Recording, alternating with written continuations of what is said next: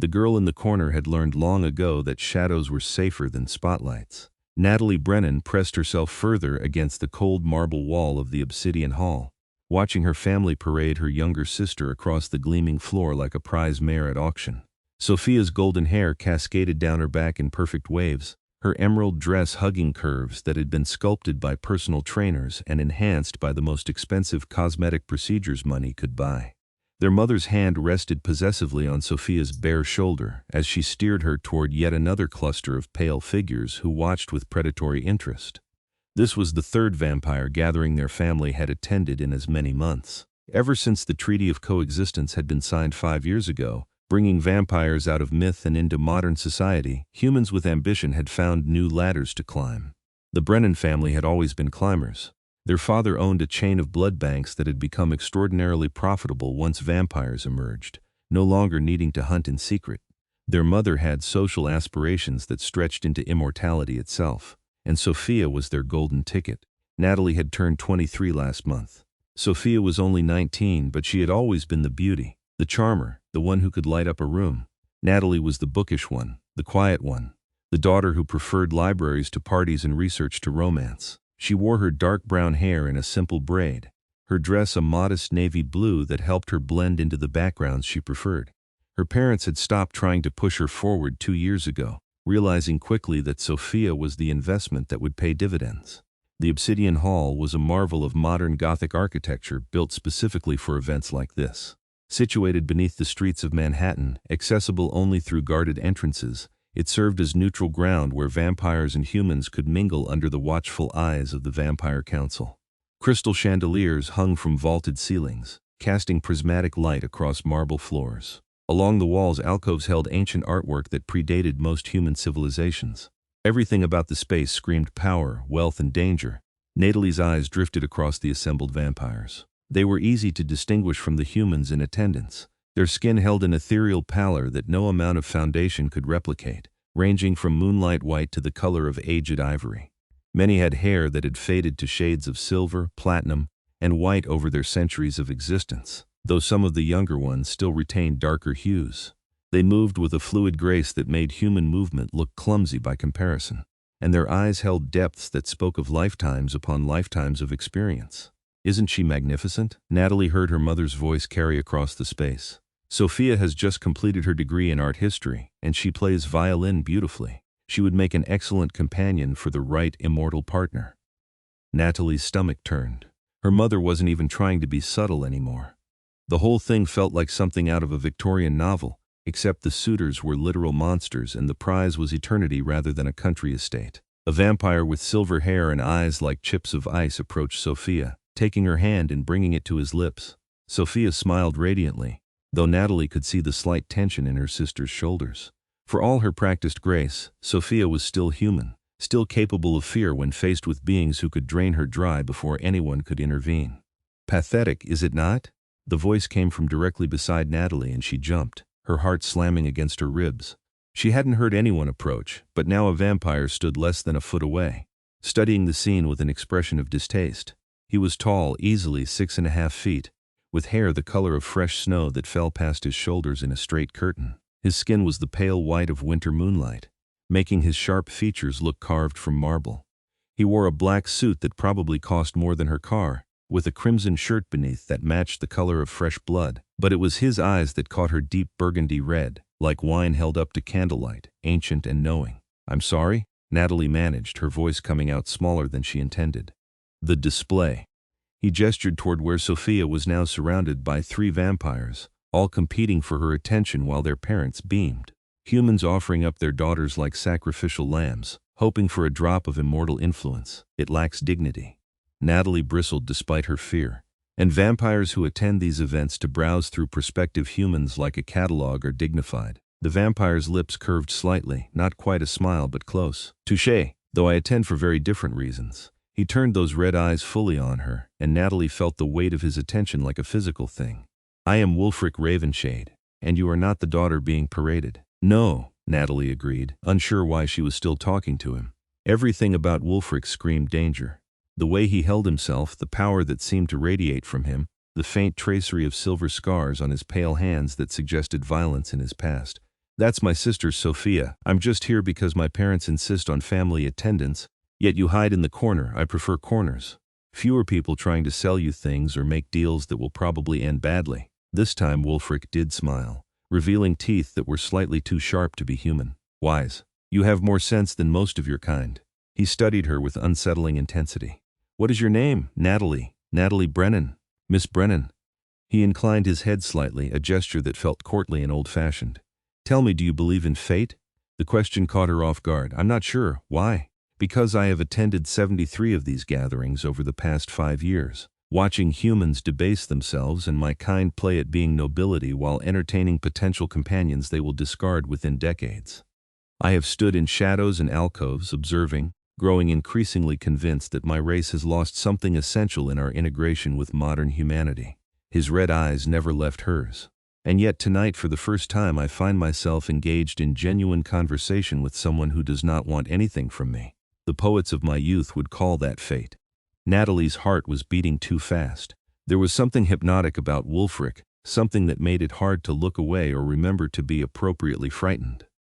How old are you? 372 years. I was turned during the vampire wars of the 1650s in Eastern Europe. During the reign of he paused. Forgive me. Most humans find detailed vampire history tedious. Actually, I studied vampire history at university, Natalie said, her natural curiosity overriding her caution. Well, the sanitized version they teach now. Most of the academic texts skip over the war periods or gloss over them with diplomatic language. Were you really there during the vampire wars? The territorial conflicts that eventually led to the council system. Wulfric's expression shifted to something that might have been surprise. You know of the council system's origins? Only what I've read in primary sources. The textbooks make it sound like the council emerged naturally from vampire society wanting structure, but the actual historical accounts suggest it was formed after decades of bloody conflict between rival vampire lords who were destroying both each other and their food supply. Your textbooks are propaganda, Wulfric said, but there was approval in his tone. The vampire wars nearly eradicated our species. We were tribal, territorial, convinced that power came from controlling hunting grounds and human populations. The wars only ended when we'd killed enough of each other that the survivors realized we faced extinction. He moved slightly closer and Natalie caught his scent, something like night air and old books and dangerous spices. I lost my entire bloodline in those wars. I was the only one of my maker's children to survive. I'm sorry, Natalie said softly, and meant it. Wulfric tilted his head, studying her with renewed interest. You are a curious creature, Natalie Brennan. Your family parades your sister, hoping to catch a vampire's interest and secure immortal connections. Yet you hide in corners, study our true history rather than the approved versions, and offer condolences for losses that occurred centuries before your birth. He moved closer still, close enough that Natalie had to tilt her head back to maintain eye contact. Tell me, what do you want? To go home and finish my book, Natalie answered honestly. I'm working on a manuscript about human-vampire relations in the post-treaty era, examining the social and economic shifts. This is research, I suppose, though mostly it's just uncomfortable. You are writing a book. It wasn't a question. And your family is unaware? My family thinks I work as a junior editor at a publishing house, which I do. They just don't know I'm also writing on the side. They wouldn't understand. My father wants me to marry someone wealthy and conventional. My mother has given up on me entirely. Natalie wasn't sure why she was telling this vampire thing she barely admitted to herself. Sophia is the pretty one, the one worth investing in. I'm just the spare. Wulfric's expression darkened. Your parents are fools. Before Natalie could respond, a commotion erupted across the hall. The crowd parted quickly, vampires and humans alike moving with urgent deference. 3 figures entered, and the temperature in the room seemed to drop several degrees. They were clearly ancient vampires, their power palpable even from a distance. The one in the center was a woman with hair like spun platinum and eyes of pure silver. She wore a gown of deep purple that looked medieval in design, and a circlet of black diamonds rested on her brow. The 2 flanking her were male, both tall and imposing, their white hair braided with silver threads. The Empress, Wulfric murmured, and Natalie heard something in his voice she couldn't quite identify. And her consorts, Empress? Natalie whispered. Serafina Nightvale, the eldest of our kind currently active in North America. She controls the council and, by extension, every vampire on this continent. Wulfric's hand suddenly closed around Natalie's wrist, his grip gentle but insistent. Do not meet her eyes directly, do not speak unless spoken to, and stay close to me. Why would I need to? Because you are in my company now, and that makes you my responsibility. The Empress has particular views about humans who attend these gatherings. She will assume you are here to sell yourself to immortality, as most are. The Empress and her consorts moved through the hall like sharks through water, parting the crowd effortlessly. Vampires bowed their heads in respect. Humans practically prostrated themselves. Natalie's parents were pushing Sophia forward, clearly hoping to catch the Empress's attention.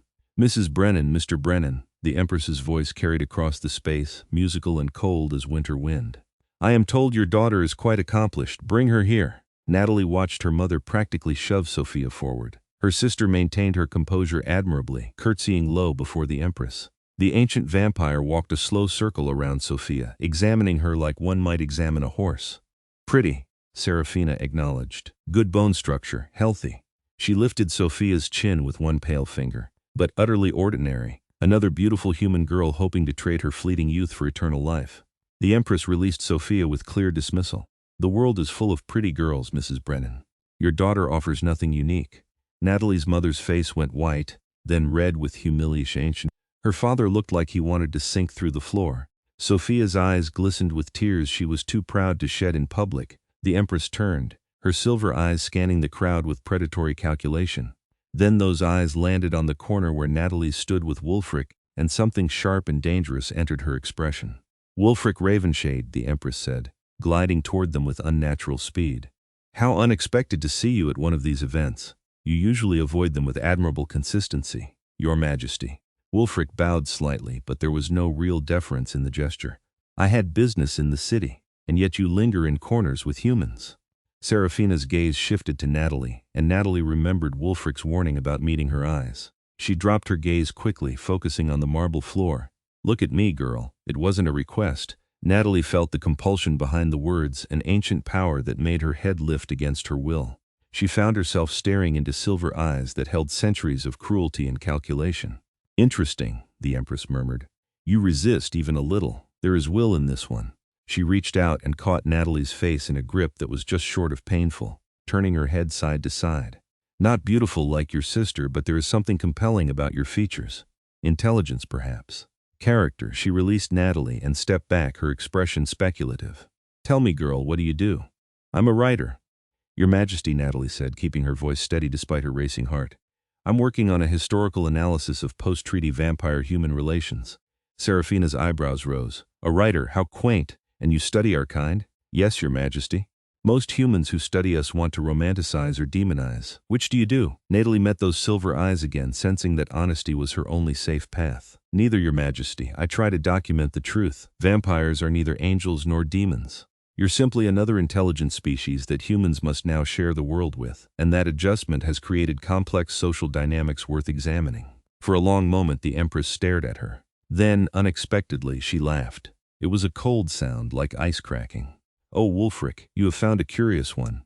She speaks as if we are equals in a shared world, as if 300 years of existence means nothing compared to her mortal wisdom. But there was a glimmer of amusement in her eyes. I like this one. She has spine, even if she lacks sense. Miss Brennan is under my protection, Wulfric said quietly, and Natalie felt the weight behind those words. She is not available for recruitment. The Empress's smile sharpened. Your protection? How very interesting. You have not claimed protection over a human in the 2 centuries I have known you. You have not even taken a companion. She leaned closer to Wulfric, her voice dropping but still audible to Natalie's human ears. Is this about the prophecy, Wulfric? Do you truly believe, Your Majesty? Wulfric interrupted, his tone respectful but firm. This is neither the time nor the place. Serafina studied him for a long moment, then stepped back. Very well, but you and I will speak privately before this night ends. She glanced once more at Natalie. Enjoy your project, girl. Perhaps when you finish it, you will understand just how little humans actually comprehend about our world. With that, she swept away, her consorts following like shadows. Natalie realized she was shaking. Wulfric's hand was still on her wrist, steadying her. What was that about? Natalie whispered. What prophecy? Nothing that need concern you, Wulfric said, but his red eyes were troubled. Though I fear I have complicated your evening considerably. Your parents noticed the Empress's interest. They are heading this way. Indeed, Natalie's mother and father were pushing through the crowd, with a tearful Sophia trailing behind them. Her mother's expression was a complicated mixture of shock, calculation, and resentment. Natalie, her mother hissed as soon as they were within earshot. What have you done? How did you attract Lord Ravenshade's attention? Why didn't you tell us you knew him? I don't know him, Mother. We just met tonight. Her father's eyes were gleaming with renewed interest. Lord Ravenshade, is it? Our daughter Natalie didn't mention she had vampire acquaintances. Perhaps we've been underestimating her potential. Natalie felt sick. Of course, her parents didn't care which daughter attracted vampire attention, as long as one of them did. Sophia looked devastated and confused, her moment of humiliation forgotten in light of this new development. Mr. and Mrs. Brennan, Wulfric said, his voice smooth and courteous and absolutely devoid of warmth. Your daughter and I were having a private conversation about her academic work. It is a topic of personal interest to me, having lived through much of the history she studies. Of course, Natalie's father said eagerly. Natalie has always been the intellectual one. We've always encouraged her scholarly pursuits. The lie was so blatant that Natalie nearly laughed. Her parents had barely acknowledged her manuscript existed, dismissing it as a hobby that would never amount to anything. How fortunate for her, Wulfric said dryly. He turned to Natalie. Miss Brennan, I would very much like to continue our discussion in a quieter setting. Would you do me the honor of joining me for coffee tomorrow evening?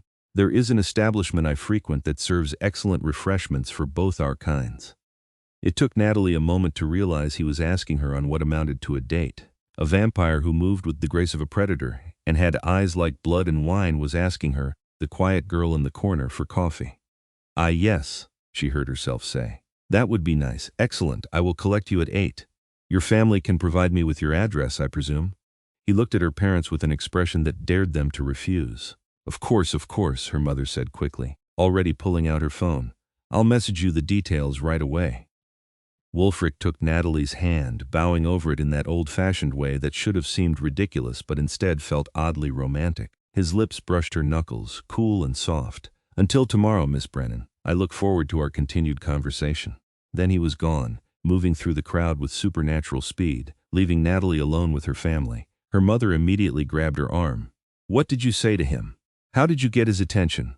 I didn't do anything, Natalie protested. We just talked about history. History? Her father looked incredulous. You got the attention of a vampire lord by discussing history? Sophia was crying now, proper tears streaming down her perfect face. This was supposed to be my night, she sobbed. I'm the one who's been preparing for this. I'm the one who took all those etiquette classes and learned vampire customs and— Oh, stop your whining! Their mother snapped, her attention fully on Natalie now. Sophia, you're still beautiful and there are plenty of other vampires here. But Natalie, you need to tell me everything. What does he want? What did you promise him? Nothing, Mother, we just talked, that's all. But her parents weren't listening. They were already planning, calculating, seeing opportunities where Natalie only saw confusion and unexpected connection. She pulled away from her mother's grip and headed for the exit, suddenly desperate for fresh air and space to think. The night outside was cool, the streets of Manhattan glittering with late evening traffic. Natalie stood on the sidewalk, breathing deeply, trying to process everything that had just happened. The Empress's terrifying attention, Wulfric's sudden protection, her family's immediate pivot from dismissal to exploitation, and underneath it all, a strange flutter in her chest when she remembered the way Wulfric had looked at her. Like she was interesting. Like she mattered. She had no idea what she was getting herself into. The coffee shop Wulfric had chosen was in the East Village, tucked between a vintage bookstore and a tattoo parlor. The sign above the door read Nocturne in elegant script, and the windows were tinted dark enough that Natalie couldn't see inside. She pushed through the door at exactly 8 and found herself in a space that seemed to exist outside of time. The interior was all dark wood and burgundy velvet, with booths along the walls and small tables scattered throughout. Candles provided most of the illumination, casting flickering shadows. The other patrons were a mix of humans and vampires, easily distinguishable even in the low light. A sign near the counter advertised both traditional coffee drinks and supplementary refreshments for vampires, which Natalie assumed meant blood. Wulfric was already there, seated in a corner booth with a clear view of the entrance. He rose as she approached, again with that courtly gesture that seemed natural to him despite the modern setting. Miss Brennan, he greeted. Thank you for coming. I was concerned your family might prevent you from attending. They tried, Natalie admitted, sliding into the booth across from him. My mother wanted to coach me on conversation topics and appropriate behavior. My father wanted me to find out your net worth and political connections. I had to sneak out through the back of my apartment building. Wulfric's expression darkened. Your family sees you as a commodity. My family sees everyone as a commodity, including themselves. That's just who they are. Natalie studied him in the candlelight. He had changed from the formal suit to dark jeans and a black sweater, looking simultaneously more casual and more dangerous. Why did you ask me here, really? And don't say it's just to discuss my book. The Empress implied there was something else, some prophecy. A waitress appeared before Wulfric could answer, a vampire with silver white hair and kind eyes. She took their order coffee for Natalie. Something called a Vienna blend for Wulfric, which the waitress explained was coffee mixed with a small amount of blood. The vampires had adapted to many human customs in the 5 years since the treaty, including socializing over beverages. When they were alone again, Wulfric leaned back in his seat, his red eyes thoughtful. You deserve honesty, he said finally. Though what I am about to tell you will sound like fantasy. We're in a coffee shop where half the patrons are immortal blood drinkers, Natalie pointed out. I think I can handle a little more fantasy. That earned her a brief smile. Fair enough. There is a prophecy among my kind, one that dates back nearly 1,000 years. It speaks of vampire lords who will find their true mates not among other vampires but among humans. These matches are said to be rare but significant, and they are marked by specific signs. What kind of signs? The vampire will find themselves drawn to a human who does not seek them out. The human will possess qualities the vampire has long valued but rarely found, and the connection between them will be immediate and undeniable, bypassing the usual games of courtship and calculation. Wulfric's gaze was intense. When I saw you last night, standing in that corner while your family paraded your sister, I felt something I have not felt in 3 centuries. Recognition. Natalie's heart was pounding. You think I'm your, what, destined mate? Based on a 1,000-year-old prophecy. I think you are the first human I have met who stirred my interest enough that I wanted to know more. I think our conversation was the most genuine interaction I have had in decades. I think when the Empress threatened you, I felt protective in a way that surprised me. He leaned forward. I do not know if you are my mate, Natalie, but I would like the chance to find out. The waitress returned with their drinks, giving Natalie a moment to collect her thoughts. The coffee was excellent, rich and dark, and exactly what she needed. Wulfric's Vienna blend looked like regular coffee but smelled faintly of copper. I'm not looking for romance, Natalie said carefully, especially not with a vampire. No offense, but the power dynamics are terrifying. You could kill me without effort. You'll live forever while I age and die. And my family would absolutely try to exploit any relationship we developed for their own benefit. All true, Wulfric agreed. Though I would point out that I have no interest in killing you. I have lived long enough to value the time I have regardless of its length, and your family has no power over me whatsoever. He took a sip of his drink. I am not asking you to marry me tonight, Natalie. I am asking for the chance to know you better. To see if this connection I feel is genuine, or simply the loneliness of an old vampire seeking meaning in a world that has grown strange. Natalie studied him over the rim of her coffee cup. There was something achingly lonely in his expression, a vulnerability that his power and grace couldn't quite hide. What would that look like? You and I getting to know each other? We could start with simple companionship. I would like to read your manuscript if you would share it. Perhaps I could provide historical insights from someone who actually lived through the periods you are studying. In return, you could teach me about the modern world. I have been alive for centuries, but much of the current era confuses me. He gestured around the coffee shop. 5 years ago, vampires lived in complete secrecy. Now we order coffee mixed with blood in public establishments. It is disorienting. I can imagine, Natalie said softly. Though I suspect it's more disorienting for humans. We grew up with vampires being fairy tales and movie monsters. Then suddenly you were real and walking among us, and we had to rewrite everything we thought we knew about the world. Yet you seem less disturbed by our existence than most. I'm a historian. Or trying to be one. I like understanding how things work, and vampires are just another piece of the puzzle. You're not magical or supernatural, not really. You're a different species that evolved or adapted in ways that gave you advantages over humans. The need for blood, the photosensitivity, the enhanced strength and speed, it all makes sense from an evolutionary perspective. Wulfric was watching her with an expression of fascination. You truly see us as simply another species. Isn't that what you are? Most humans see us as either gods or demons, something to worship or fear. You are the first I have met who sees us as. He paused, searching for the word equals, different but equal. Well, you're not equal in terms of physical power, Natalie said practically. A vampire could tear apart a human easily. But in terms of basic rights to exist and thrive, yes, I think we're equal in that sense. The treaty was the right choice. even if the implementation has been messy. They talked for hours. Wulfric told her about the vampire wars, providing details no history book had ever included. He described the political factions that still existed among vampire kind, the ancient families who resented the council's authority, the younger vampires who embraced modern life versus the elders who clung to old ways. He spoke of the night he was turned, dragged from a battlefield and transformed against his will by a vampire lord who needed soldiers for his army. Natalie shared her own history, though it felt mundane by comparison. Her childhood in Connecticut, her love of reading that had led to a degree in history, her difficult relationship with a family that valued appearances and social climbing over genuine connection. She told him about her manuscript, the research she had conducted, the interviews with both humans and vampires trying to navigate this new shared world. "I want to publish under a pseudonym," she admitted. "If I use my real name, my family will find a way to make it about them. They'll use it for social leverage or twist my words to support whatever agenda they're pursuing." "You should publish under your own name," Wulfric said firmly. "It is your work, your analysis. Do not let your family steal your identity along with your accomplishments." Easy for you to say.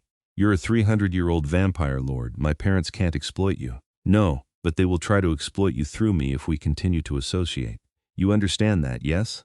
Your mother is already planning how to use our connection to elevate the family status." Natalie sighed. "I know. That's one of many reasons this is complicated." "Then we will be cautious." Wulfric reached across the table, his pale hand hovering near hers. "May I?" Natalie hesitated, then placed her hand in his. His skin was cool, but not cold, his grip gentle despite the strength she knew he possessed. "You're not what I expected," she said softly. "What did you expect?" "Someone more arrogant, I think, more overtly dangerous." "You are dangerous, I can sense that, but you're also thoughtful. Kind, even." "I have had 3 centuries to refine my nature," Wulfric said. "I was arrogant once, particularly in my early years as a vampire. I believed immortality made me superior to humans. But time has a way of teaching humility. I have watched countless humans live and die, and many of them possessed qualities I will never have despite my power. Creativity, passion, the ability to find joy in small moments despite their mortality." His thumb brushed across her knuckles. "You have those qualities, Natalie. I saw it last night in the way you stood in that corner observing everything with such keen intelligence. You did not need to be the center of attention to be fascinating." Natalie felt heat rise to her cheeks. "I'm not used to being called fascinating." "Then you have been surrounded by fools who cannot see what is right in front of them." They stayed until the coffee shop closed at midnight, still talking. Wulfric insisted on escorting her home, and they walked through the late-night streets of Manhattan side by side. The city that never slept hummed around them, humans and vampires sharing the sidewalks in a delicate dance of coexistence. "May I see you again?" Wulfric asked when they reached her apartment building. "Soon?" "Yes," Natalie said, surprising herself with how much she meant it. "I'd like that." He took her hand again, bowing over it with that courtly grace that made her heart flutter. But this time when his lips brushed her knuckles, they lingered a moment longer. "Sleep well, Natalie Brennan, and be careful of your family. They will have plans." He wasn't wrong. Natalie found her mother waiting in her apartment, having used the spare key Natalie kept forgetting to reclaim. "Where have you been?" her mother demanded. "I've been waiting for 2 hours. You were with him, weren't you? With Lord Ravenshade? That's none of your business." "Mother, it absolutely is my business. Do you have any idea what kind of opportunity this is? Lord Ravenshade is one of the wealthiest vampires in North America. He has connections to the council. If you play this right—" "I'm not playing anything," Natalie interrupted. "And I need you to leave now." Her mother's face flushed with anger. "Don't you dare take that tone with me.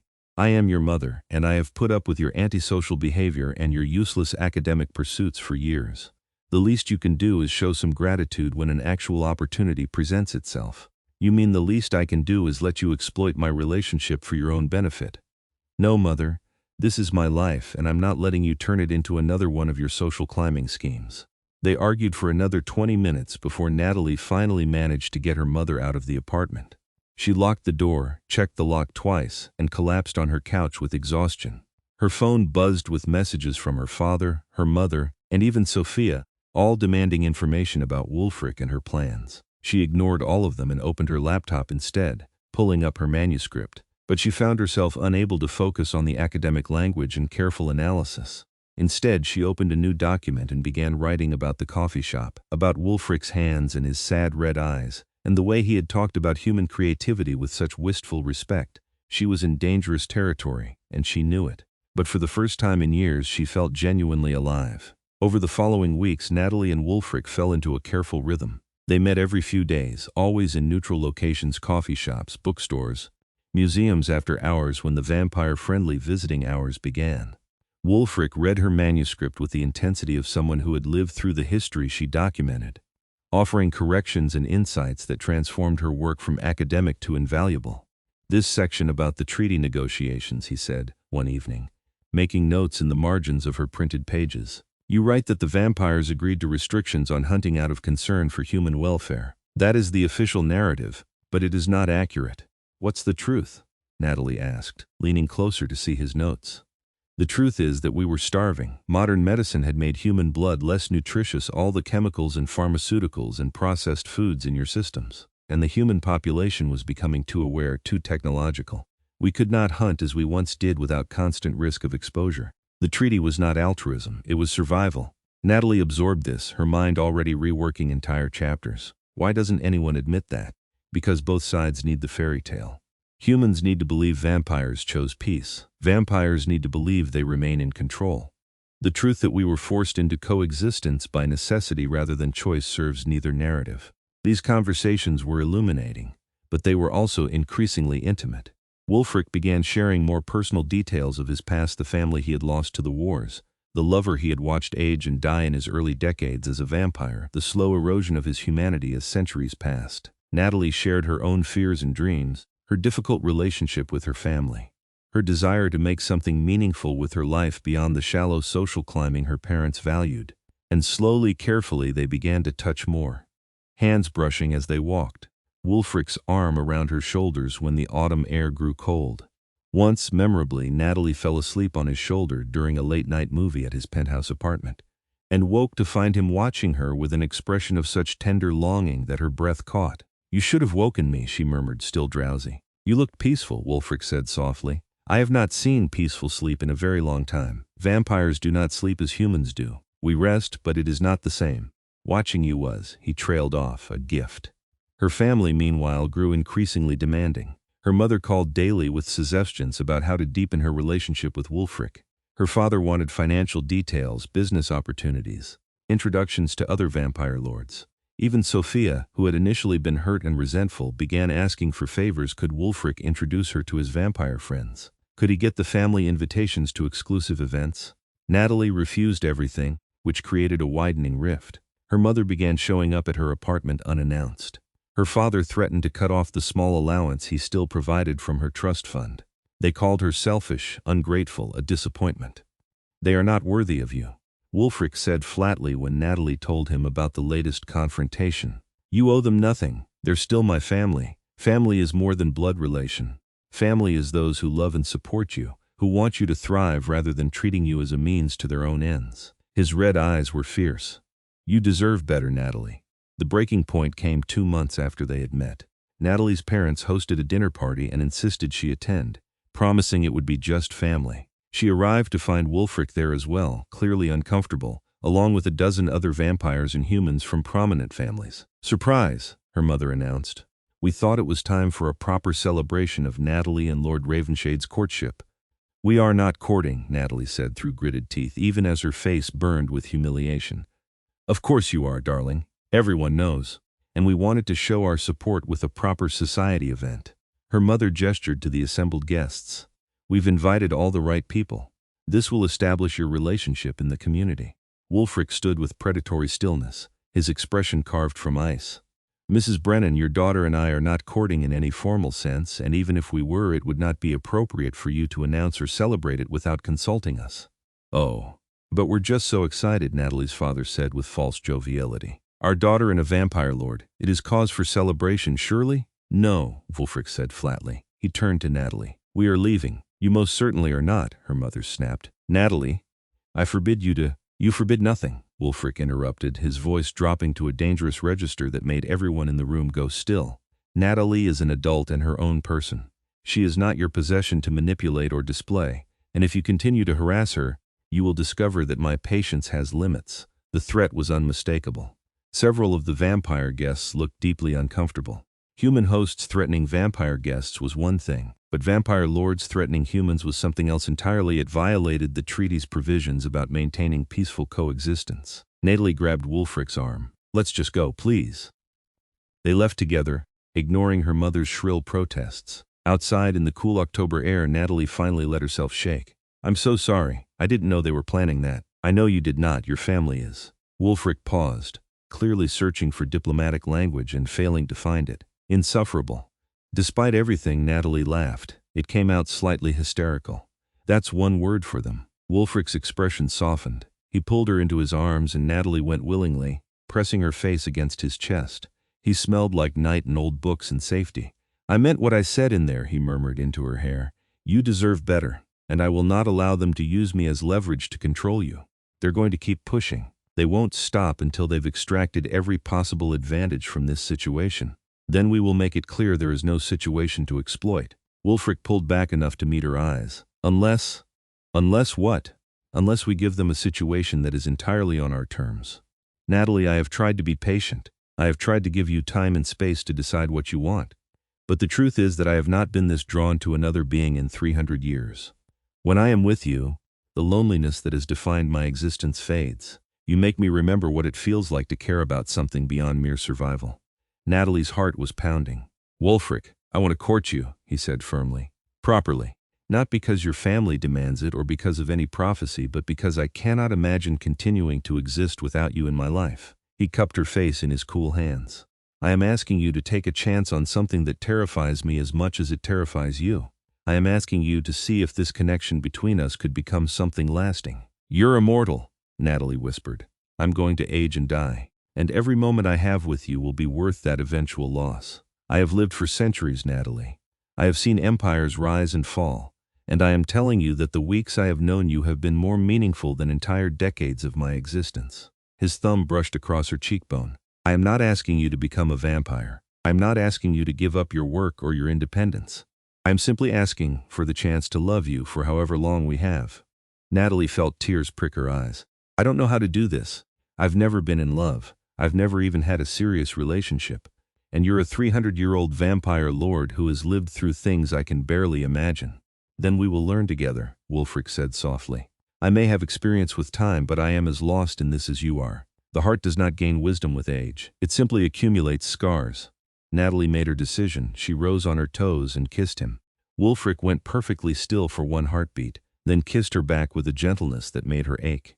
His lips were cool, careful, trembling slightly as if he feared breaking her. One hand stayed cupped around her face while the other slid to her waist, pulling her closer. The kiss deepened, and Natalie felt the world narrow to this moment, the cool silk of his hair under her fingers, the solid strength of his body, the way he kissed her like she was precious and fragile and essential all at once. When they finally broke apart, both breathing hard, Wulfric rested his forehead against hers. "Is that a yes?" "That's a yes," Natalie confirmed. "But we're doing this my way. No grand society announcements. No playing into my family's schemes. This is just us, figuring out if we can make this work." "Agreed." Wulfric kissed her again, softer this time.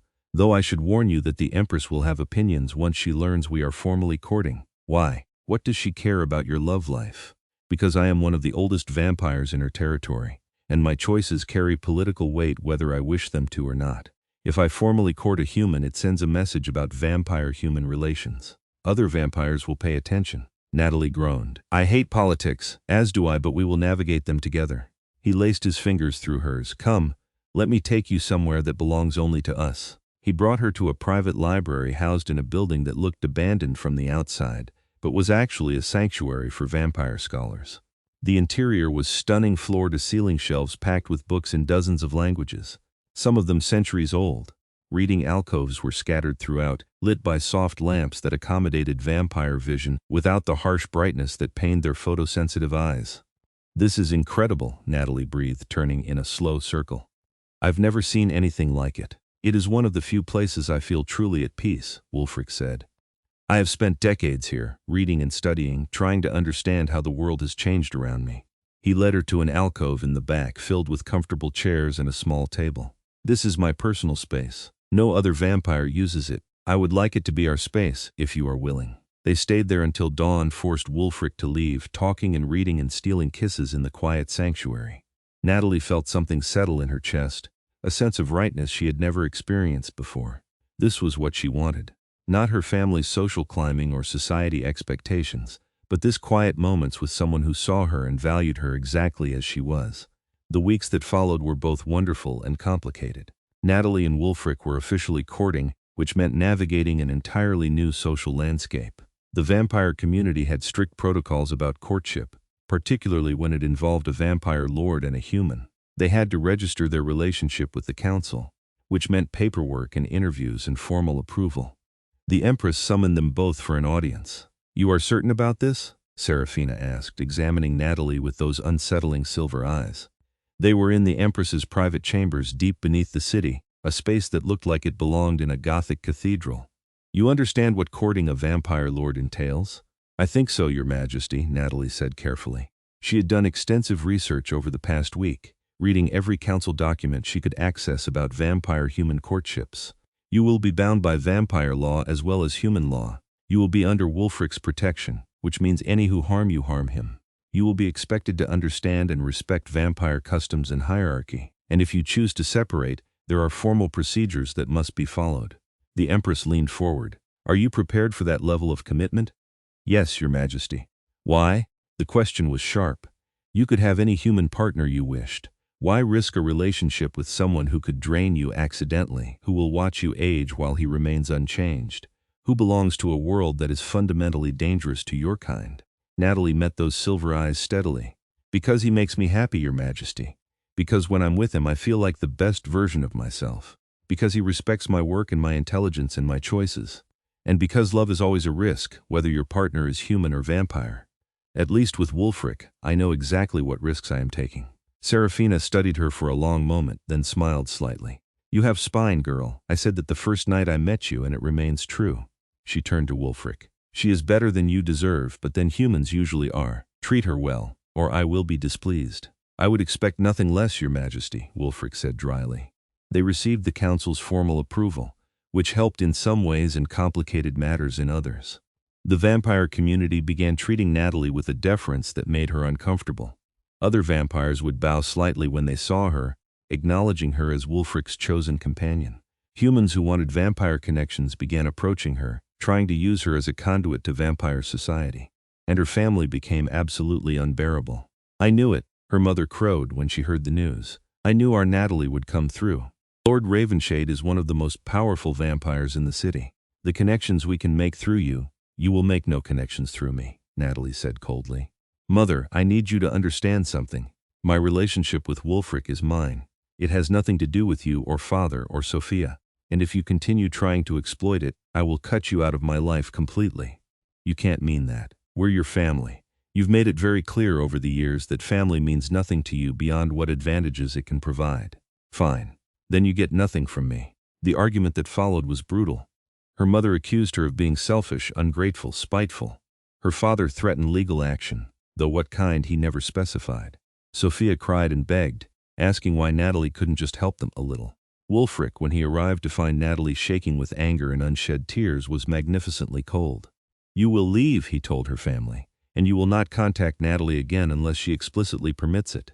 If you violate this boundary, I will use every resource and connection I possess to ensure you are socially and financially destroyed. Am I clear?" The threat worked. Her family left and Natalie collapsed into Wulfric's arms, finally letting herself cry. "I'm sorry. I know they're awful. You shouldn't have to deal with them. They are your family, which means they are now my concern as well, and I will protect you from them as fiercely as I would protect you from any other threat." He held her close, one hand stroking her hair. "You are not alone in this, Natalie. Not anymore." Life settled into a new pattern. Natalie finished her manuscript with Wulfric's help, and they began shopping it to publishers. Several were interested, recognizing the value of a historical analysis written with input from someone who had actually lived through the periods being discussed. She was offered a contract with a prestigious academic press, and the advance was enough that she could quit her editing job and write full-time. Her relationship with Wulfric deepened in ways that terrified and thrilled her. He was unfailingly patient, letting her set the pace of their physical intimacy. Their kisses grew more heated, more desperate, but he always pulled back before things went too far.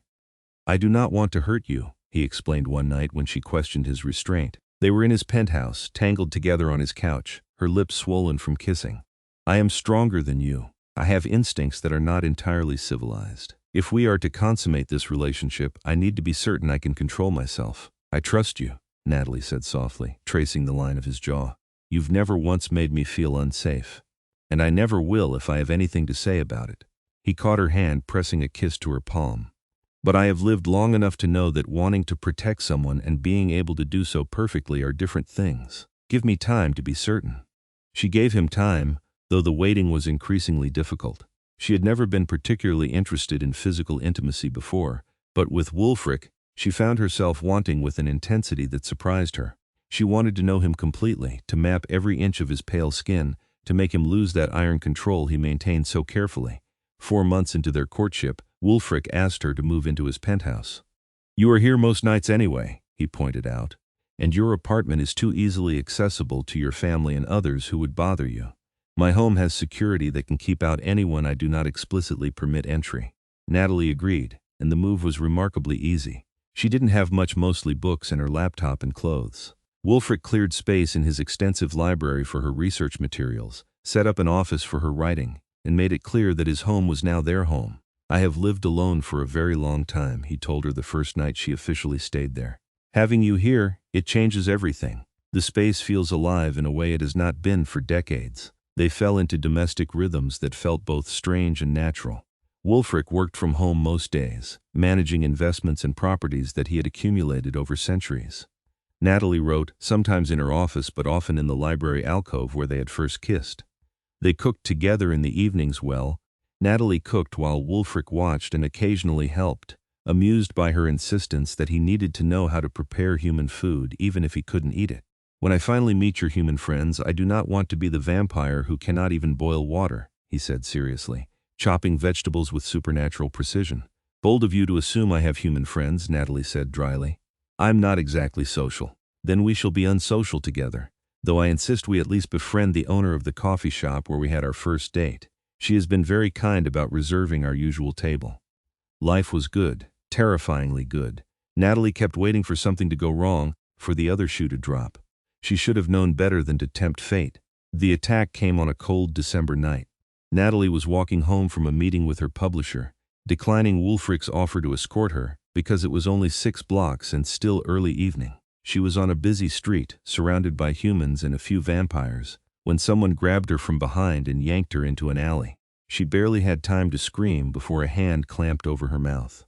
Her attacker was vampire, she could tell from the unnatural strength and the pale skin visible in the dim light. He slammed her against the alley wall hard enough to knock the breath from her lungs. You're Ravenshade's pet human, the vampire hissed. He had dark hair rather than the white of truly ancient vampires, suggesting he was relatively young by vampire standards. His eyes were a muddy red-brown. You've made him weak, distracted. He used to be a warrior, and now he plays house with a mortal. Natalie tried to fight, but it was useless against vampire strength. Her attacker's hand moved from her mouth to her throat, squeezing just enough to make breathing difficult. The old lords remember what Ravenshade was during the wars. A killer, a legend, and you've turned him into a lapdog. The vampire leaned closer, and Natalie could smell blood on his breath. Some of us think he needs a reminder of what he truly is, and what better way than to take away his pet? Terror flooded through Natalie, but so did fury. I'm not a pet, she managed to choke out. And Wulfric is exactly who he chooses to be. The vampire laughed. Brave words from someone who is about to. He never finished the sentence. One moment he was holding Natalie against the wall, the next he was gone, torn away with such speed that it took her a moment to process what had happened. She collapsed to the ground, gasping, and looked up to see Wulfric. He was terrifying. All the careful control and civilized manners were gone, stripped away to reveal the predator beneath. He held her attacker by the throat, lifting him off the ground with one hand. His red eyes blazed with inhuman fury, and when he spoke, his voice was a growl that resonated with ancient power. You dared to touch her, Ravenshade, wait! The other vampire gasped, clawing uselessly at Wulfric's grip. I was just trying to help you see. See what? That I am still capable of violence? That I have not forgotten the monster I once was? Wulfric's voice was deadly quiet now, which was somehow worse than the growl. You wanted a reminder of what I was during the wars? Allow me to provide one. What happened next was brutal and swift. Wulfric ripped out the other vampire's throat with his bare hand, then tore him apart with methodical precision. It was over in seconds, the other vampire reduced to ash that scattered in the cold wind. Vampire deaths were quick. When another vampire inflicted them, their bodies simply disintegrated once truly destroyed. Then Wulfric was at Natalie's side, his hands gentle, despite being covered in ash. "Are you hurt? Did he harm you?" "I'm okay," Natalie managed, though she was shaking violently. "He grabbed me, but you got here before." She didn't finish the sentence. Wulfric pulled her into his arms, holding her with desperate care. She could feel him trembling, could hear his unnecessary breathing coming in ragged gasps. "I felt your fear," he said hoarsely, "through the bond between us. I was at the penthouse and I felt your terror like a knife in my chest. I have never moved so fast in my life. If I had been even a few seconds slower." "But you weren't," Natalie said, wrapping her arms around him. "You saved me. I almost lost you." Wulfric pulled back enough to cup her face, his red eyes wild with emotion. "In that moment when I felt your fear, I understood what you have come to mean to me. You are not just someone I care for, you are essential. You are the reason I wake each evening. You are the first thing I think of, and the last thing I want to see before I rest, Natalie. I love you. I am completely and utterly in love with you." Natalie's breath caught. They had not said those words yet, both of them dancing around the depth of their feelings. But hearing them now, in this moment of violence and terror and desperate relief, felt right. "I love you too," she said, and watched something in Wulfric's expression break and reform. "I think I've loved you since that first night when you called my family's behavior pathetic and asked me about fate." He kissed her then, hard and desperate, pouring 300 years of loneliness and longing into the press of his lips. Natalie kissed him back just as fiercely, tasting ash and fear and love. When they finally broke apart, Wulfric's phone was ringing. He answered it, his arms still locked around Natalie. "Yes?" A pause. "I am aware. The threat has been neutralized." Another pause, longer this time. His expression hardened.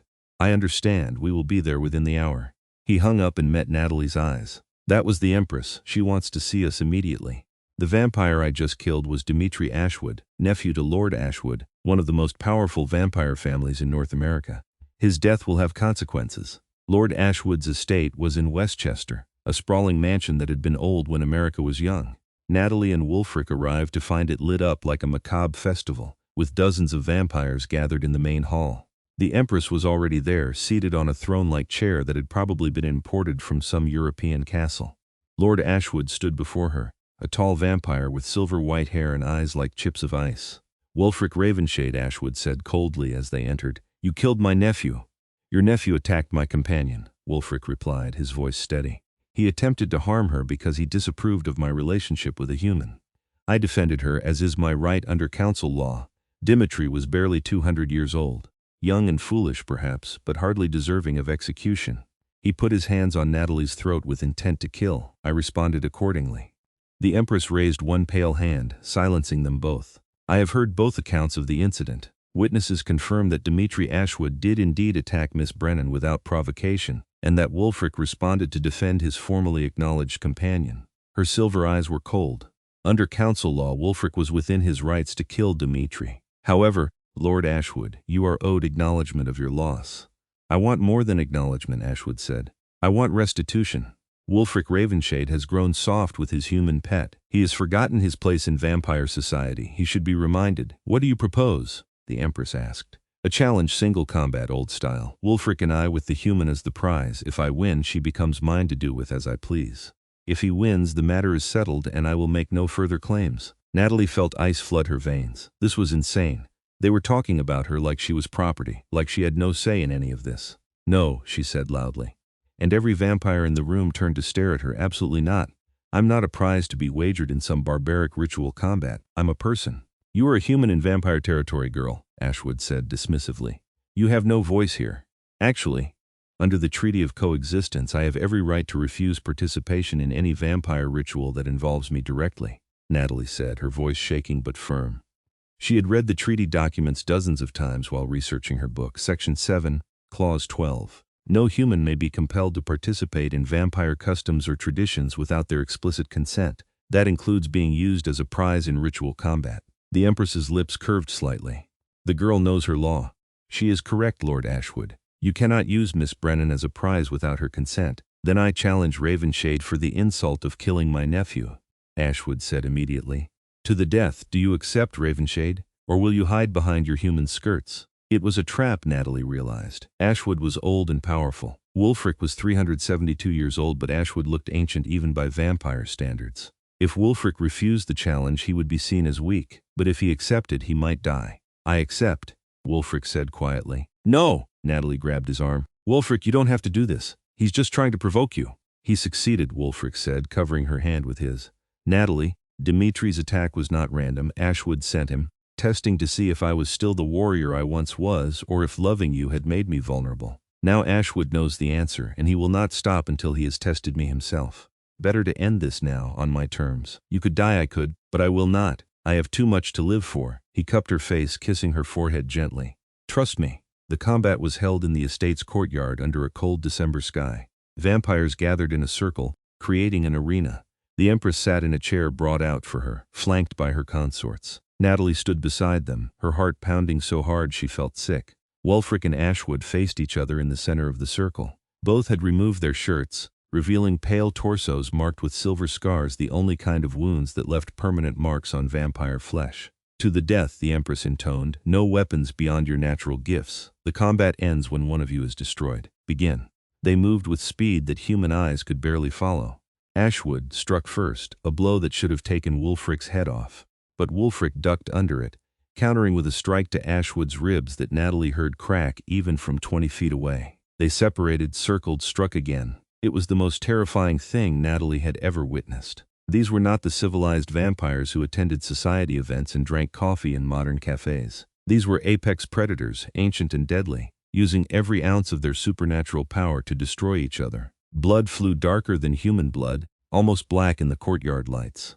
Both vampires were soon covered in wounds that would have killed any human instantly, but Wulfric was faster. Younger in vampire years but fiercer, fueled by love and protective fury. He had not been lying when he said he was a warrior during the vampire wars. Watching him fight, Natalie could see the centuries of violence in every move, could see the calculated precision of someone who had survived when countless others had fallen. The end came suddenly. Ashwood overextended on a strike and Wulfric caught his arm, twisting it back at an impossible angle. There was a sickening crack, and then Wulfric's hand was through Ashwood's chest, ripping out something dark and vital. The older vampire's eyes went wide with shock, and then he crumbled to ash. Wulfric stood in the center of the courtyard, covered in blood and ash, breathing hard. His red eyes found Natalie in the crowd, and the wild violence in them faded to something softer, more human. "It is done," the Empress announced. "Wulfric Ravenshade is victorious. Lord Ashwood's clan will make no further claims regarding Dimitri's death. This matter is settled." Natalie didn't wait for permission. She ducked under the rope marking the combat circle and ran to Wulfric. He caught her, pulling her against him despite the blood coating his skin. "Are you hurt?" she demanded, running her hands over him, checking the wounds she could see. "Some of these cuts are deep. They will heal," Wulfric said hoarsely. "Natalie, I need you to understand something. What you saw tonight, the violence, the brutality, that is part of what I am. I have tried to be civilized, to be gentle, but I am still a predator. I am still dangerous. If that changes how you feel—" "Don't be an idiot," Natalie interrupted. "You just fought to protect me. You've been protecting me since the moment we met. Yes, you're dangerous. Yes, you're a predator. But you're also kind and thoughtful, and you read my manuscript with more care than any editor I've worked with. You're both things, Wulfric, and I love both sides of you." Something in his expression cracked. He kissed her there in front of the entire vampire assembly, bloody and desperate and completely improper. Natalie didn't care. She kissed him back, tasting copper and ash and life. When they finally pulled apart, the Empress was watching them with an expression that might have been approval. "Take your human home, Wulfric, and perhaps avoid killing any more vampires for a while. It creates such tedious paperwork." They left quickly, taking Wulfric's car back to Manhattan. In the penthouse, Natalie insisted on helping him clean up. The wounds were already healing. Vampire regeneration was remarkable, but there was blood everywhere. She filled the enormous bathtub in his master bathroom and made him get in, then proceeded to carefully wash the blood and ash from his skin. "You do not have to do this," Wulfric said quietly, watching her with those red eyes. "I have servants who can—" "I want to," Natalie interrupted. "Let me take care of you." So he did, letting her wash him with gentle hands, letting her see him vulnerable in a way he probably hadn't been with anyone in centuries. When he was clean, she helped him out of the tub and dried him off, pressing kisses to each of the silver scars that marked his pale skin. "These are from the wars?" she asked, tracing a particularly nasty one across his ribs. "That one is from a vampire lord who caught me by surprise. He nearly killed me." I was saved by my maker, who sacrificed herself to give me time to escape. Wulfric's voice was distant with memory. I carry her loss with me always. Tell me about her. So he did. They moved to his bedroom. Natalie still fully dressed while Wulfric wore only sleep pants. He held her close and told her about the woman who had made him vampire, about the war that had taken her, about the centuries that had followed. Natalie listened, stroking his white hair, offering comfort where she could. You are the first person I have told these stories to in over 100 years, Wulfric admitted. I did not think anyone would care about the history of one vampire among thousands. I care, Natalie said firmly. Every bit of your history matters to me. The wars, the losses, the loneliness, all of it shaped you into the person you are now. And I love who you are. Wulfric rolled them over so he was braced above her, his red eyes intense. I nearly lost you twice in one night. Once to Dimitri and again to Ashwood if I had lost the combat. I cannot, Natalie, I cannot survive losing you. You have become too important. Then don't lose me, she said simply. Stay with me. Let me stay with you. We'll figure out the details as we go. You will age, you will die. That is the nature of human life. Yes, but we'll have decades together. 30, 40, maybe 50 years if I'm lucky. And those years will be worth whatever pain comes after. She reached up, tracing the line of his jaw. Unless you're saying you'd rather have nothing than have me for a limited time? No, Wulfric said immediately. No, I would rather have you for one day than exist without you for 1,000 years. I am trying to prepare myself for the inevitable. Stop preparing and just be with me, Natalie said. Live now, Wulfric. That's what humans do. We don't have forever, so we make the most of the time we have. He kissed her then, deep and thorough, and Natalie felt something shift between them. All the careful restraint he had maintained for months began to crack. His hands moved from gentle to hungry, sliding under her shirt, mapping the curve of her waist. Natalie, he breathed against her lips. If we continue, I do not think I can stop. Then don't stop, she said, pulling him back down. I trust you. I want this. I want you. They made love slowly, carefully, Wulfric hyper-aware of his strength and her fragility. He was achingly gentle despite the hunger in his eyes, taking her apart with patient hands and reverent kisses. When he finally slid inside her, they both gasped at the intensity of the connection. It was more than just physical, it felt like something deeper, something that bound them together in ways that went beyond mere flesh. Afterward they lay tangled together, Wulfric's cool skin pressed against her warm softness. Natalie traced lazy patterns on his chest, mapping the silver scars, memorizing every detail of him. I love you, she said quietly, in case I haven't mentioned it enough tonight. You can never mention it too much, Wulfric replied, his voice rough with emotion. I love you, Natalie Brennan. You have taken my ancient damaged heart and made it capable of feeling again. You have given me purpose beyond mere existence. You are my light in the darkness, my reason for continuing through the centuries ahead. That's a lot of pressure, Natalie said, but she was smiling. I'm just a writer who prefers corners to crowds. You are everything, Wulfric corrected, and I will spend however long we have together proving that to you. They fell asleep like that, wrapped around each other, Natalie's heartbeat steady against Wulfric's chest. For the first time in 300 years, Wulfric fell into the rest that vampires called sleep, feeling completely at peace. The aftermath of the challenge with Ashwood rippled through vampire society for weeks. Wulfric's victory had reminded the vampire community that he was not just some elder who had gone soft with age, he was still a warrior, still dangerous when provoked. The vampires who had seen him as vulnerable because of his relationship with Natalie reconsidered their assessments, and those who had considered challenging him for territory or resources thought better of it. Natalie's book was published in the spring, 6 months after she and Wulfric had met. It received critical acclaim in both human and vampire circles, praised for its balanced perspective and historical accuracy. She did a small book tour, with Wulfric accompanying her to evening events, and found herself becoming a minor authority on vampire-human relations in the post-treaty era. Her family tried to reconcile once the book's success became apparent. Her mother sent emails congratulating her, asking to meet for lunch. Her father called to discuss investment opportunities. Sophia sent a long text apologizing for her behavior and asking to be part of Natalie's life again. What do you want to do? Wulfric asked when Natalie showed him the messages. They were in their library alcove, Natalie curled against his side while he read over her shoulder. I don't know, Natalie admitted. Part of me wants to tell them to leave me alone forever, but they are my family, even if they're terrible at it. Then perhaps limited contact, Wulfric suggested. Boundaries that you set and enforce. They may never be the family you deserve, but they are the family you have. It is up to you whether that means anything. Natalie thought about it for several days before responding. She agreed to lunch with her mother, but only in a public place and with a strict time limit. She met with her father to make it clear that she would not be providing him with business connections through Wulfric, and she slowly, carefully rebuilt a relationship with Sophia, who seemed genuinely remorseful about her earlier behavior. "I was jealous," Sophia admitted over coffee one afternoon. "You were always the smart one, the one with depth and talent. I was just pretty. And then you got the vampire lord and the book deal and everything I thought was supposed to be mine. But watching you with him, seeing how happy you are, I realized I was chasing the wrong things. You found love. That matters more than any social connection." It wasn't perfect, and Natalie doubted her family would ever be truly functional, but it was progress, and that was enough. A year after they met on a cool October evening that echoed their first night together, Wulfric proposed. They were in the coffee shop where they had had their first date, in the same corner booth.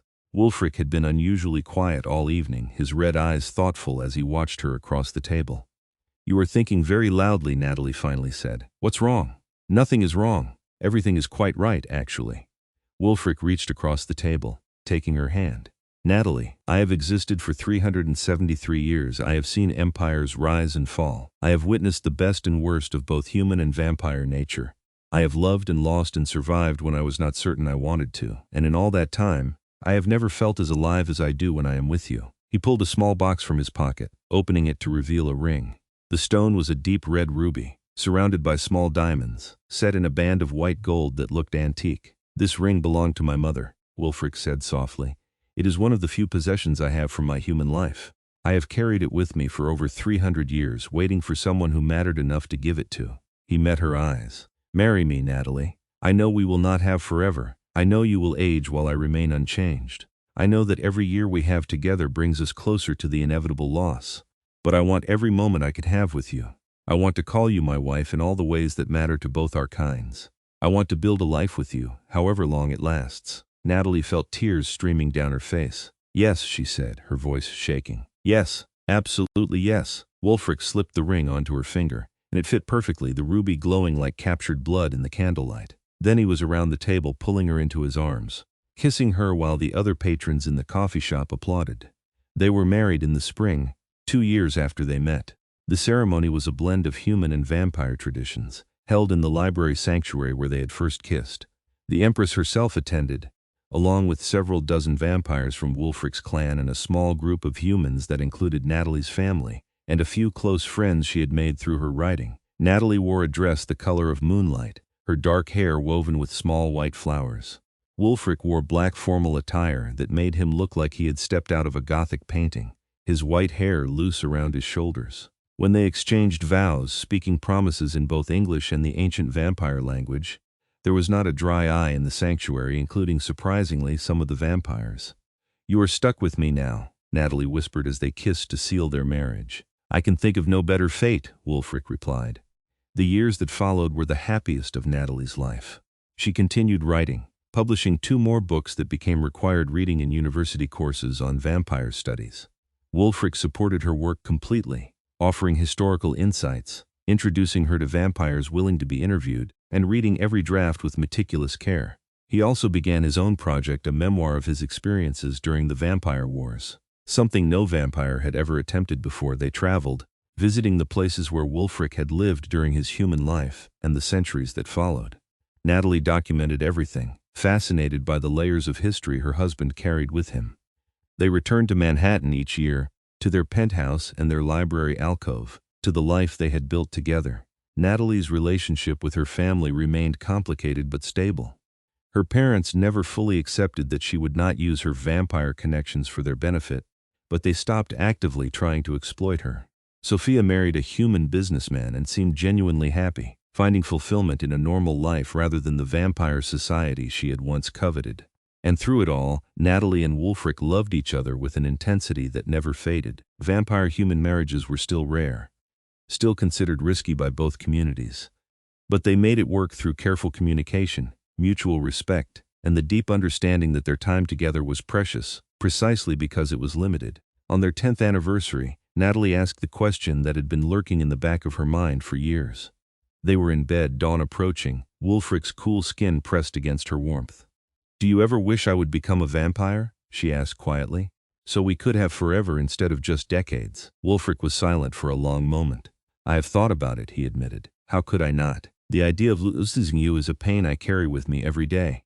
But Natalie, becoming a vampire is not something I can ask of you. It means giving up the sun, giving up the ability to have children, giving up the fundamental humanity that makes you who you are.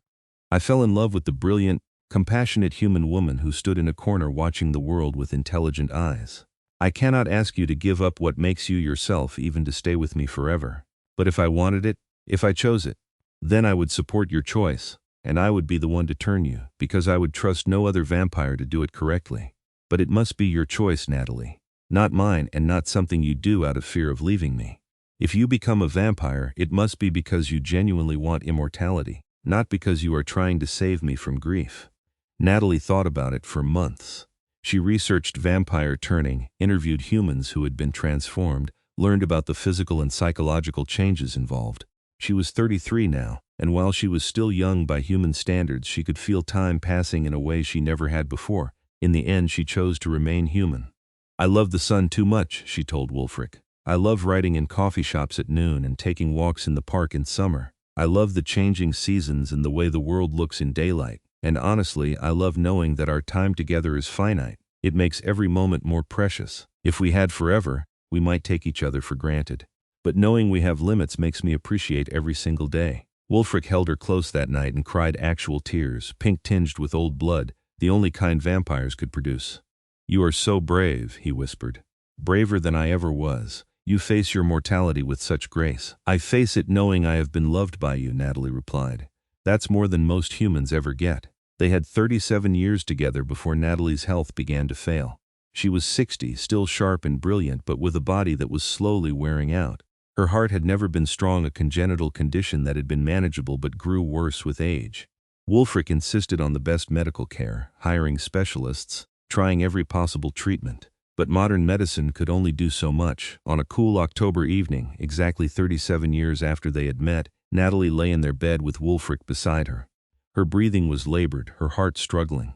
She knew she did not have much time left. I'm not afraid, she told him, her voice weak but steady. I've had an amazing life. I got to love you and be loved by you. I wrote books that mattered. I saw things most humans never see. I have no regrets, Wulfric. I have enough regrets for both of us, Wulfric said, his red eyes bright with unshed tears. I regret every moment we will not have together, every sunrise you will not see, every book you will not write. I regret that you are human and fragile and that I cannot protect you from time itself. You protected me from everything you could, Natalie said. She reached up with trembling hands to cup his face. You gave me the best years of my life. You made me feel valued and loved and important. You were my corner in a crowded room, Wulfric. You were my safe place. And you were my light, Wulfric whispered. My reason for continuing. My proof that even a damaged, ancient creature like me could still feel and love and hope. Natalie, I know, she interrupted gently. I know, and I love you too. Always. She closed her eyes, her hand falling from his face. Her breathing grew shallower and Wulfric held her close, letting her hear his unnecessary heartbeat one last time. When her heart finally stopped, when the warmth began to fade from her skin, Wulfric stayed with her until dawn forced him to let the humans he had hired to handle arrangements take her body. The funeral was well attended. Natalie's family was there, older now and genuinely grieving. Her books had gained a wide readership, and many of her colleagues and students came to pay respects, and an unprecedented number of vampires attended as well, including the Empress herself. She changed our world, Serafina said to Wulfric at the service. Her books helped humans and vampires understand each other in ways that political treaties never could. And she changed you, Wulfric. You were a ghost when I first met you, going through the motions of existence. She made you live again. She did, Wulfric agreed quietly. And now I must learn how to continue without her. It was the hardest thing he had ever done. For months after Natalie's death, Wulfric struggled with grief that threatened to consume him. He had lost people before his maker, his fellow warriors, human friends who had aged and died over the centuries. But losing Natalie was different. She had not been just a companion or a friend. She had been his partner, his purpose, his reason for finding joy in existence. He considered walking into the sun more than once, ending an existence that suddenly felt pointless. But each time he came close, he thought of what Natalie would say. She would tell him that his life had value beyond their relationship. She would remind him that he had knowledge, experience that could help others. She would insist that he honor her memory by continuing to live rather than giving up, so he continued. He finished writing his memoir, dedicating it to Natalie's memory. He established a scholarship fund in her name for young historians studying vampire-human relations. He maintained their penthouse exactly as it had been, keeping her books and her writing desk in the corner of the library alcove where she had loved to work. And slowly, painfully, he learned to live with the grief. It never fully went away. He had loved her too much for that. But it became manageable, a constant ache rather than an all-consuming agony. 5 years after her death, a young human woman approached him at a vampire-human relations symposium. She was 24, with dark hair and intelligent eyes, and she held a worn copy of Natalie's first book. "Lord Ravenshade," she said nervously, "I'm sorry to bother you, but I had to tell you your wife's book changed my life. I was studying business in college, hating every minute of it. Then I found her work, and I realized what I actually wanted to do. I switched my major to history, and now I'm working on my doctorate studying vampire integration policies." None of it would have happened without her words. Wulfric felt something loosen in his chest, a knot of grief that had been wound tight for years. "She would have been honored to know that," he said softly. "Natalie believed that understanding between our kinds was the key to true coexistence. I am glad her work continues to inspire that understanding." They talked for an hour, this young woman and the ancient vampire, discussing Natalie's theories and the current state of vampire-human relations. When they finally parted ways, Wulfric felt something he had not felt since Natalie's death: hope. Not hope that he would ever stop missing in her, or that the pain would fully fade, but hope that the work she had started would continue, that her legacy would live on through the people she had inspired. He returned to Manhattan, to the penthouse that still held traces of her presence. That night he sat in their library alcove and wrote a letter he would never send, pouring out everything he had not been able to say in her final moments. "My dearest Natalie, 5 years have passed since you left me, and I still reach for you each evening when I wake. I still turn to share some observation or insight before remembering you are not there to hear it. The grief has not lessened, but I have learned to carry it, to make it part of me rather than letting it destroy me. You were right, as you so often were. Our time together was more precious because it was limited.